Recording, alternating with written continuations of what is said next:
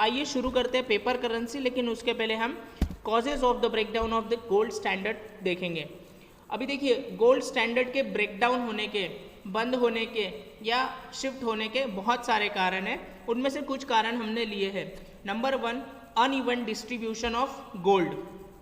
Now uneven distribution of gold ये क्या है? अनइवन डिस्ट्रीब्यूशन ऑफ गोल्ड क्या है? जो गोल्ड है, ठीक है, ये बहुत ही अनइवनली डिस्ट्रीब्यूटेड था अलग अलग कंट्रीज में, अमंग द कंट्रीज, ठीक है, in the inter war period. जब वॉर चल रहे थे तब अलग अलग कंट्री में जो गोल्ड है वो अनइवन था, एक जैसा नहीं था, कहीं कम कहीं ज़्यादा, ठीक है। और अगर हम बात करें तो यूएसए और फ्रांस, इनके पास बल्क में था, और अदर कंट्रीज थी उनके पास इतना इनफ नहीं था, क्योंकि अभी हमने पिछले गोल्ड स्टैंडर्ड में पढ़ा कि गोल्ड स्टैंडर्ड होता था तो गोल्ड स्टैंडर्ड में गोल्ड में पेमेंट करते थे वगैरह वगैरह। लेकिन जब ये जो डिस्ट्रीब्यूशन की बात करें तो ये हर किसी के लिए गोल्ड स्टैंडर्ड बनाए रखना ये पॉसिबल नहीं था, क्योंकि अनइवन डिस्ट्रीब्यूशन था। कुछ लोगों के पास बहुत ज़्यादा था और कुछ लोगों के पास काफ़ी कम था। तो ये एक कारण हुआ इसका ब्रेकडाउन होने का। Second one, political instability and panic withdrawals. See, owing to general political unsettlement, a habit arose on the part of certain continental countries to keep their funds for short period in foreign central bank, especially in Great Britain. These funds were liable to be withdrawn at the earliest danger signal. Withdrawal of such funds from Britain on the part of France led to gold standard being suspended in 1931. जो political stability या instability बोलेंगे हम, अगर political instability होती है कोई भी country में तो पैनिक विड्रॉल्स होते हैं। जैसे अगर मैं आपको FII की बात बताऊँ, फॉरेन इंस्टीट्यूशनल इन्वेस्टर्स, अगर कोई फॉरेन कंट्री है और उन फॉरेन कंट्री के इन्वेस्टमेंट जैसे अमेरिका, फ्रांस, जापान, इन लोगों के इन्वेस्टमेंट्स इंडियन स्टॉक मार्केट में होते हैं, सेम अदर कंट्रीज़ में भी होते हैं।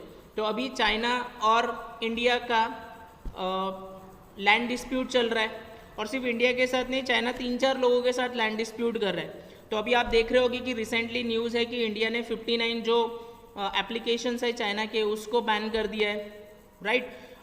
आज कल की न्यूज़ है, अमेरिका ने भी अभी बैन करने के लिए बातें कर दी है, ऑस्ट्रेलिया भी उन सारे एप्लीकेशंस को बैन करने की बातें कर रहा है। सो इसमें होता क्या है कि जो एप्लीकेशंस बैन होने वाली है वो एप्लीकेशंस में फॉरेन इन्वेस्टमेंट्स नहीं आएंगे, यानी अमेरिका के लोग चाइना की उस, जैसे टिकटॉक है, उसके ऊपर पैसे नहीं लगाएंगे। ओके, तो जब पैसे नहीं लगाएंगे तो ये एक बात हो गई। दूसरी, जिनके लगे हुए हैं वो उसको निकालने की बात करेंगे। सो यहाँ आता है पॉलिटिकल इंस्टेबिलिटी। तो चाइना की जो पॉलिटिकल इंस्टेबिलिटी है, या जो वो लोगों के साथ जो संबंध बनाए रखना है अदर कंट्रीज़ के साथ, जो रिलेशन है वो ख़राब हो रहे हैं, इसीलिए लोग पैनिक होते हैं और विड्रॉल कर लेते हैं। तो ये एक ब्रेकडाउन है गोल्ड स्टैंडर्ड का, और ये 1931 में तो सस्पेंड कर दिया था, क्योंकि तब आपको पता है कि बहुत बड़ी मंदी आई थी, द ग्रेट डिप्रेशन कहा जाता है इस पर्टिकुलर पीरियड को। The next one is absence of free trade. See, international trade was not free. Okay, international trade जो होते हैं वो फ्री नहीं होते। Some countries often impose stringent restrictions on import which create serious balance of payment. मतलब अभी कुछ countries जो रहती है वो बहुत ज़्यादा ये लगाते हैं कस्टम ड्यूटी एंड ऑल। तो जब कस्टम ड्यूटी और बाकी चीज़ें ज़्यादा लगती है तो वो जो पर्टिकुलर प्रोडक्ट है उसकी प्राइस हाइक हो जाती है, और जो कंट्री उस चीज़ को इंपोर्ट करा रही है उन कंट्रीज़ को ज़्यादा पेमेंट देना पड़ता है, एक्सपोर्ट कंट्रीज़ को। जैसे चाइना से बहुत सारा माल इंडिया में आता है तो इंडिया को बहुत सारे पैसे चाइना को पे करना पड़ता है हर साल।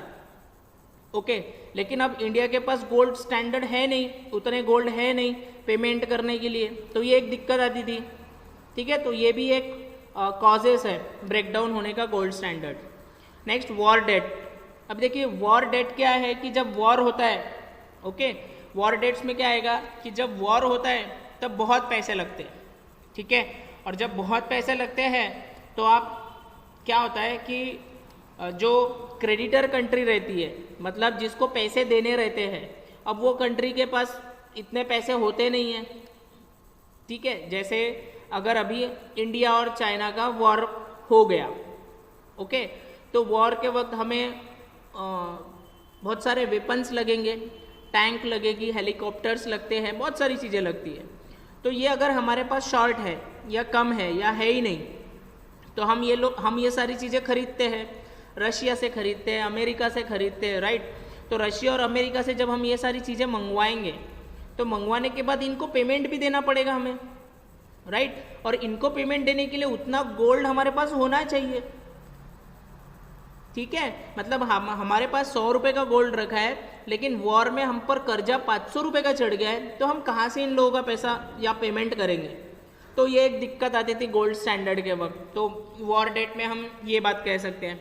उसके बाद अनफेयर प्ले। अनफेयर प्ले क्या है? The gold receiving country did not play the game of the gold standard, they did not allow gold to have any effect on their price level. मतलब जो कंट्री में gold standard चलता है, जिनके पास अच्छे खासे गोल्ड रखे हुए, वो बिल्कुल भी नहीं चाहते कि उनके गोल्ड का जो प्राइस है वो नीचे जाए या मतलब मेंटेन रहे, ये वो चाहते हैं। Had prices risen in this countries import would have been encourage. अगर उनके कंट्री में गोल्ड के प्राइसेस हाइक हो रहे हैं तो इम्पोर्ट जो है वो इनकरेज होते हैं, ठीक है। मतलब लोगों के पास पैसे आते हैं और वो खरीदते हैं। एक्सपोर्ट डिस्करेज होता है and unfavourable balance of trade होता है। मतलब इंपोर्ट बढ़ जाता है, एक्सपोर्ट घट जाता है, अनफेवरेबल बैलेंस ऑफ ट्रेड हो जाता है और फिर वही पेमेंट देने की दिक्कत आती है। So this is also the one of the causes of breakdown of the gold standard. Lack of elasticity. अब इलास्टिसिटी से तो आप आगे इलास्टिसिटी तो आपको पता है। इलास्टिसिटी मतलब इलास्टिक, इन इलास्टिक, ठीक है, लवचिकता, अलौचिकता। सो लैक ऑफ इलास्टिसिटी यानी ऐसा नहीं कि ये क्या है, गोल्ड क्या है, गोल्ड को हम बना नहीं सकते, हम प्रोड्यूस नहीं कर सकते, ये है नेचुरल रिसोर्सेज, जितना है उतना ही, समय पर इसको बढ़ा दिया या समय पर इसको घटा दिया, ऐसा हो नहीं सकता। ये भी एक कारण है गोल्ड स्टैंडर्ड के ब्रेकडाउन्स के। Fair weather standard. Another weaknesses that was discovered in the gold standard in practice was that it was always liable to collapse in the crisis, ठीक है। अब देखिए आप ऊपर, ये पॉलिटिकल इंस्टेबिलिटी है, फ्री ट्रेड का एब्सेंस है, वॉर हो रहा है, अनफेयर प्ले हो रहा है, तो ये पाया गया, ये स्टडी की गई कि जब जब क्राइसिस आता है तब ये गोल्ड स्टैंडर्ड किसी काम नहीं आता है। सो इसीलिए ये गोल्ड स्टैंडर्ड का ब्रेकडाउन हुआ। सो आई होप आपको अभी जो मैंने ये चीज़ 6-7 पॉइंट हमने पढ़े, ये आपको समझ में आया होगा। लास्ट वीडियो में भी गोल्ड स्टैंडर्ड में हमने काफ़ी बात की है, 2-3 लेक्चर हो गए इस पर। आप देखिए, अगर आपको नहीं समझते हैं तो आप मुझसे मिल सकते हैं। आइए शुरू करते हैं आज का हमारा important topic, paper currency. So my dear students, paper currency मतलब जो आज हम लोगों के पास नोट है, ओके, 2000 का नोट है, 500 का नोट, 200, 100, ये पेपर पर जो करेंसी हम लोग इस्तेमाल करते हैं, that is paper currency, okay. Now paper standard refer to a monetary standard in which convertible paper money circulated as a unlimited legal tender. See, legal tender क्या होता है कि जिसको गवर्नमेंट की मान्यता होती है, जिसे रिजर्व बैंक ऑफ इंडिया मान्यता देता है, गवर्नमेंट मान्यता देती है, वही नोट चलते हैं। अगर आप 8 नवंबर 2016 की बात करोगे और आप अगर वो वीडियो देखोगे हमारे प्रधानमंत्री नरेंद्र मोदी जी का, तो उन्होंने उसमें कहा है कि 500 और 1000 के नोट जो पुराने हैं, 500 और 1000 के नोट अब लीगल टेंडर नहीं होंगे। लीगल टेंडर नहीं होंगे मतलब अब उस पर गवर्नमेंट मान्यता नहीं होंगी, इसीलिए वो जो कागज़ है वो अब उसकी कोई वैल्यू नहीं है। तो जो लीगल टेंडर है उसकी वैल्यू है, राइट। सो इसमें गवर्नमेंट मान्यता होती है। The term paper money applies to bank notes and government notes which pass freely from hand to hand without any difficulty and questions. तो आराम से वो चलता है बैंकों में, गवर्नमेंट में, आराम से ये मतलब हैंड टू हैंड एक्सचेंज होता है बगैर कोई क्वेश्चंस। हम 200 रुपये का सामान खरीदे, 200 रुपये का नोट दे दिए, ख़त्म, कोई सवाल नहीं, कोई जवाब नहीं कि ये नोट नहीं चलता, हम इसको नहीं लेंगे वगैरह वगैरह, कुछ भी नहीं। जो लीगल टेंडर है उसको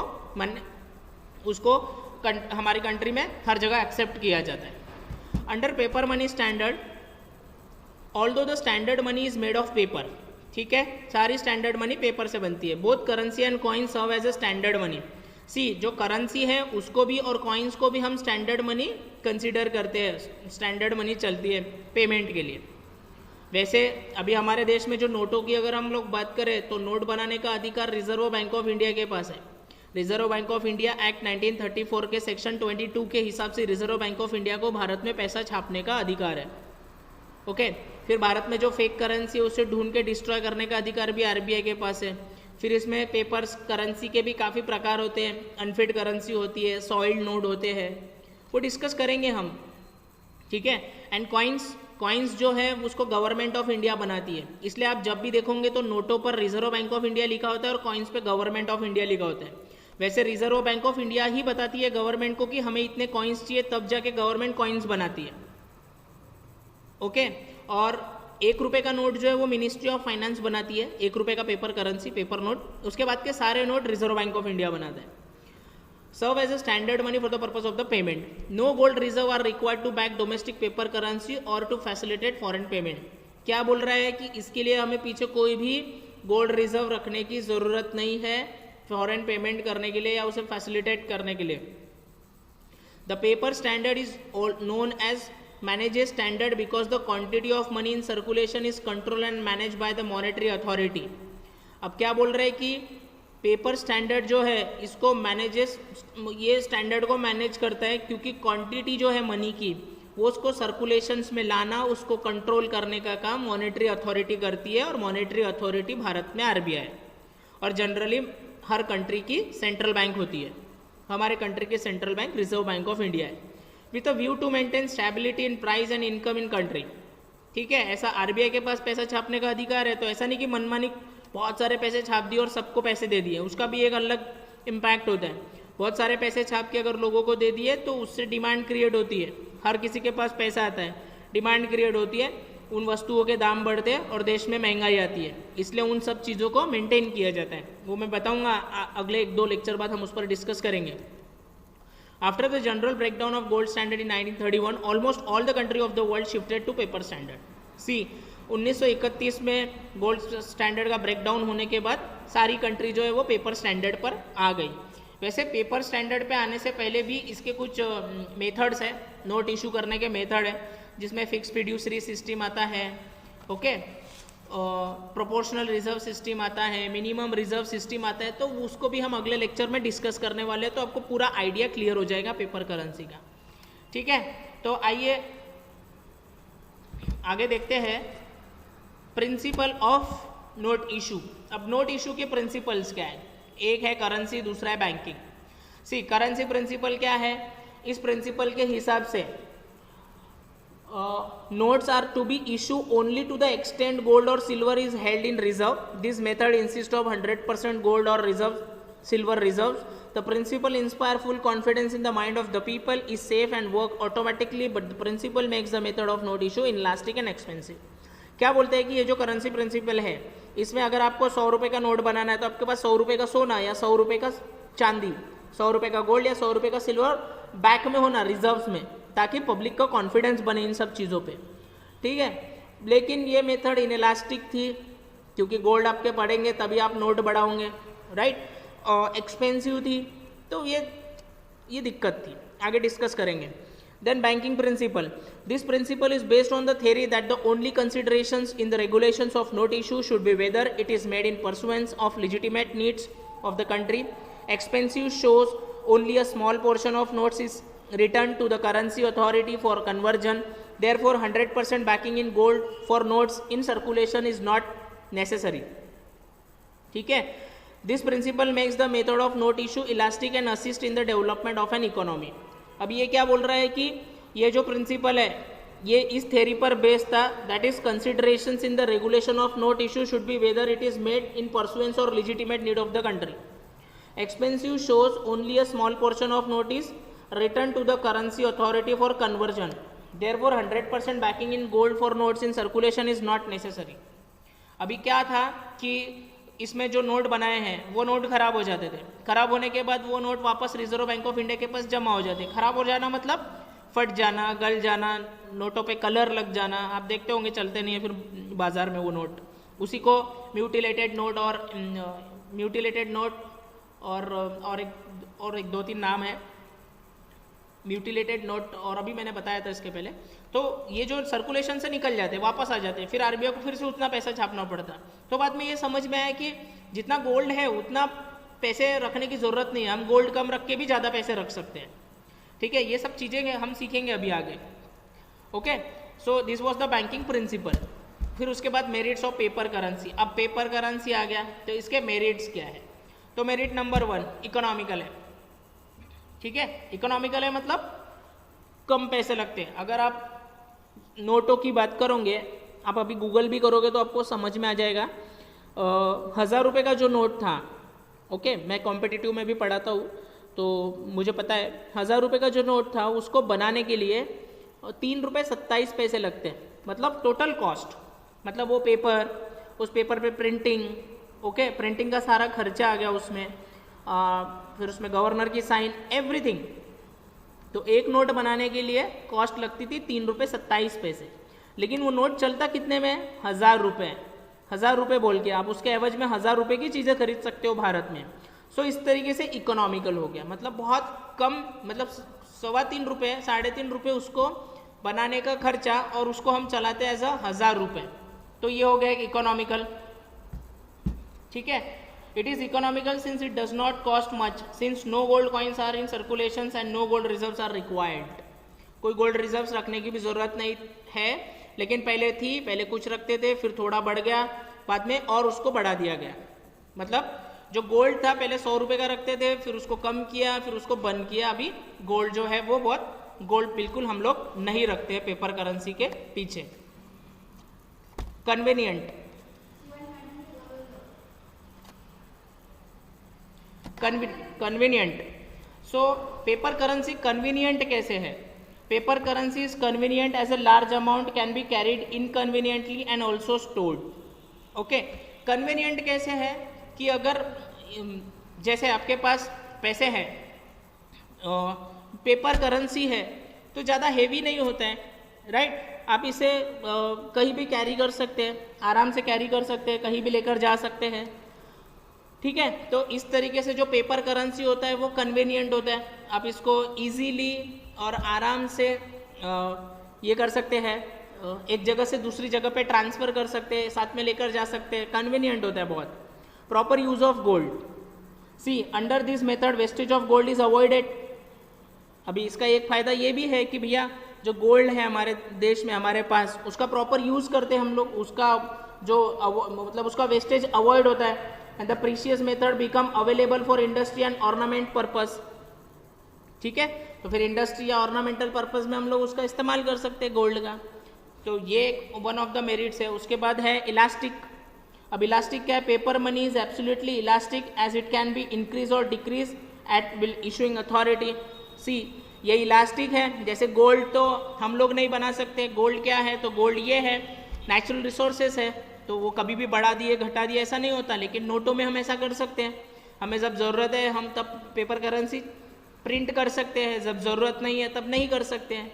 रिजर्व बैंक ऑफ इंडिया ये सब चीज़ें देखते रहता है कि अगर पैसे छापे तो उसको इकोनॉमी में छोड़ना है, मतलब liquidity of money in the market रखना है, ज़्यादा रखना है, कम रखना है, ये सब चीज़ें होती है यहाँ पर। तो ये एक फ़ायदा है, इलास्टिक होता है। Ensure full employment and economic growth, ठीक है। Ensure full employment and economic growth. अभी इकोनॉमिक ग्रोथ कैसे? Under paper standard the government of a country is free to determine its monetary policy, it regulate its money in such a way so as to ensure full employment to the productive resources and promote economic growth, ठीक है। तो इसके अंदर paper standard के अंदर जो authority है वो इकोनॉमिकल ग्रोथ के हिसाब से इन पैसों को, मतलब जैसे इलास्टिक रखती है। अभी अगर इकोनॉमी में बहुत सारे पैसे प्रिंट करके छोड़ दिए तो चीज़ों की डिमांड क्रिएट होती है, देश में महंगाई आती है।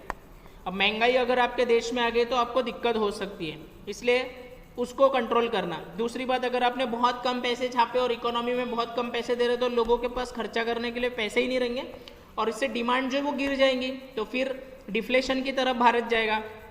तो या तो इन्फ्लेशन भी नहीं होना चाहिए, डिफ्लेशन भी नहीं होना चाहिए और प्रॉपर चलते रहना चाहिए। तो ये एक इंश्योर किया जाता है, इसी से इकोनॉमिक ग्रोथ एटलीस्ट 2% का इन्फ्लेशन देश में होना चाहिए, तो देश इकोनॉमिकली ग्रोथ होता है, एम्प्लॉयमेंट जनरेट होती है, देश आगे जाता है। ये सब भी इसके फायदे हैं। Useful during emergency. अब आपको इमरजेंसी है, आपको वॉर है, वॉर चल रहा है आपके देश में, तो आप प्रिंट करके दूसरी कंट्री को पेमेंट भी कर सकते हैं उन पैसों का। हाँ, हमारे नोटों का जो, हमारे करेंसी का जो करेंसी का थोड़ा सा ये होगा, डेप्रिसिएशन होगा, करेंसी डिवैल्यूएट होंगी, लेकिन ठीक है इमरजेंसी में हम वो सिचुएशन को तो निकाल ही सकते हैं इससे। So this is one of the merits of paper currency, मतलब अगर इमरजेंसी आती है तो आप पैसे छाप के आगे वालों को पेमेंट करके आपको जैसा सूट होता है उस तरीके से आप एक्ट कर सकते हैं। अवॉइड डिफ्लेशन, अभी बताया मैंने आपको, डिफ्लेशंस को अवॉइड करता है, मतलब अगर आपके देश में चीज़ों की डिमांड ही नहीं है, डिमांड नहीं है तो वस्तुएं बिकेंगी नहीं, वस्तुएं बिकेंगी नहीं तो जो वस्तुओं के दाम हैं वो नीचे गिरते जाते हैं। जब वस्तुएं और सेवाओं के दाम नीचे गिरते किसी भी देश की इकोनॉमी में, उसको कहा जाता है डिफ्लेशन। इसको अवॉइड करने के लिए जो पेपर करेंसी होती है उनको उनकी जो लिक्विडिटी है वो मार्केट में छोड़नी होती है। लिक्विडिटी इन द मार्केट मतलब जो पैसे हैं रिजर्व बैंक ऑफ इंडिया या मॉनेटरी अथॉरिटी के पास, वो पैसों को बैंकों के माध्यम से, लोन के माध्यम से पब्लिक तक लाया जाता है और फिर पब्लिक, उस कंट्री की पब्लिक उन पैसों का इस्तेमाल करके चीज़ों की डिमांड क्रिएट करते हैं और डिमांड क्रिएट होने से वस्तुओं के दाम बढ़ते हैं और कंट्री जो है वो डिफ्लेशन से उभर कर इन्फ्लेशन की तरफ निकलती है। सो अवॉइड डिफ्लेशंस भी होता है पेपर करेंसी के, मतलब merits of paper currency, avoid deflation. Duplication difficult, see आप जानते होंगे कि बहुत सारे नकली नोट छापे जाते हैं हमारे नोटों के एवज में, लेकिन एग्जैक्ट नहीं बनते। ओके, कहीं ना कहीं कोई ना कोई कमी आई जाती है नोटों में, राइट। तो पेपर करेंसी जो रहता है उसमें कभी वो थ्रेड गायब रहेगी, या कभी गांधी जी का लेटेंट इमेज नज़र नहीं आएगा, कभी अशोका पिल्लर ही नज़र नहीं आएगा, राइट। कभी रिजर्व बैंक ऑफ इंडिया में रिजर्व की स्पेलिंग रॉन्ग रहेंगी, तो कुछ ना कुछ तो दिक्कत आती है, एकदम एग्जैक्ट डुप्लीकेट नहीं बनता। सो ये एक प्रॉफिट है, this is one of the important merits of paper currency. चलिए अब डिस्कस करते हैं demerits of paper currency. So these are the demerits of paper currency. अब फायदे हैं तो नुकसान भी है। नुकसान में है डेंजर ऑफ ओवर इशू। सी मैंने अभी आपको बताया कि अगर note reserve bank of India के पास अधिकार है सेक्शन 22 के हिसाब से मनमानी पैसा छाप सकती है, लेकिन ऐसा नहीं करते। क्यों? क्योंकि अगर ऐसे पैसे छाप लिए, अब डेंजर ऑफ ओवर इशू में मैं आपको एग्जांपल देता हूँ, वेनेजुएला कंट्री, साउथ अमेरिका में नॉर्थर्न पार्ट में आता है ये कंट्री वेनेजुएला। अब वेनेजुएला में क्या हो गया है कि उनकी इकोनॉमी उनसे संभल नहीं रही थी, राइट। वहाँ पे जो मदुरो करके प्रेसिडेंट है, वो मदुरो ने इलेक्शंस कैंपेन में सभी जवानों को, उनके देश के जो भी यंग लड़के लोग थे उनको जॉब का वादा कर दिया। अब वहाँ पे एक ही ऑयल कंपनी है, क्योंकि वहाँ पर चलता है कम्युनिज़्म, सारी चीज़ें गवर्नमेंट संभालती है। तो वो ऑयल कंपनी का नाम अभी मुझे याद नहीं आ रहा है। वो ऑयल कंपनी में जो है जितने यंग लोग हैं वहाँ के, उनको नौकरी पे लगाया, मतलब जहाँ एक आदमी का काम है वहाँ 4 लोग काम कर रहे हैं। अब 4 लोगों की पेमेंट भी देनी पड़ रही, तो गवर्नमेंट क्या कर रहे थे कि एक्स्ट्रा पैसे छाप रहे थे, प्रिंट कर रहे थे और उन लोगों को पेमेंट दे रहे थे। उन लोगों को पेमेंट देने के बाद वो उस पैसों को खर्चा कर रहे थे, मार्केट में चीज़ें खरीद रहे थे, चीज़ों की डिमांड क्रिएट हो रही थी। अब डिमांड क्रिएट हो रही थी तो चीज़ें मंगवाना पड़ रहा था। अब उनका देश सिर्फ तेल उत्पादन में, बाकी दूसरी कोई चीज़ नहीं बनाते वो लोग, सिर्फ तेल उत्पादन और हर एक चीज़ इम्पोर्ट करते हैं। तो इम्पोर्ट जो है उनका बढ़ गया, इकोनॉमी में पैसे ज़्यादा हो गए, लोगों के पास पैसे लगे, लोग चीज़ें खरीदने लगे, चीज़ों की डिमांड क्रिएट हुई, चीज़ें शॉर्टेज हुई, तो उसका इम्पोर्ट ज़्यादा हो गया। इम्पोर्ट ज़्यादा हो गया तो दूसरे कंट्री को पेमेंट देना पड़ रहा है, और जब आप दूसरे कंट्री को पेमेंट देते हो तो आपकी कंट्री का, आपकी करेंसी का डिवैल्यूएशन होता है, ठीक है। इस तरीके से धीरे धीरे धीरे धीरे वो इन्फ्लेशन की तरफ बढ़ गए, और उनके कंट्री में इतना इन्फ्लेशन था, मतलब मैं अगर आपको बताऊँ तो आज से 1.5 साल पहले 1 लीटर दूध खरीदने के लिए, मिल्क 1 लीटर, 80,000 रुपीज़ उन्हें पे करना पड़ता था, 80,000 rupees. So this is the danger of over issue. अगर आपने नोट ज़्यादा इशू कर लिया तो इस तरीके से डेंजर में आ सकती है कंट्री। अब वो कंट्री तकरीबन 50 साल पीछे आ गए वर्ल्ड में, और अभी तो कोरोना भी, और पता नहीं कितना पीछे जाएंगे वो लोग। सो this is one of the demerits of paper currency. Next one is limited area. Limited area क्या है? The area of circulation of paper money is very limited. Gold is accepted internationally, okay. अब paper जो है, paper currency है, Indian currency India में ज़्यादा चलेगी या 2-4 कंट्रीज़ में ज़्यादा चलती है, और दुनिया भर में क्या है, तो गोल्ड जो है वो दुनिया भर में चलता था, है ना। तो पेपर जनरली उसी कंट्री में पेपर करेंसी जनरली उसी कंट्री में चलता है जहाँ पर उसको इशू करते हैं। जैसे हमारे जो नोट्स है रुपीज़, वो इंडिया में चलता है मैक्सिमम। दूसरी जगहों पे भी चलते हैं, दूसरी कंट्रीज़ भी हमारा रिजर्व्स रखती है जो हमारे साथ ज़्यादा व्यवहार में रहते हैं। जैसे अगर अमेरिका डॉलर बनाता है तो अमेरिका के डॉलर्स हमारे आरबीआई के पास रिजर्व्स में रखे रहते हैं, वो नोट भी।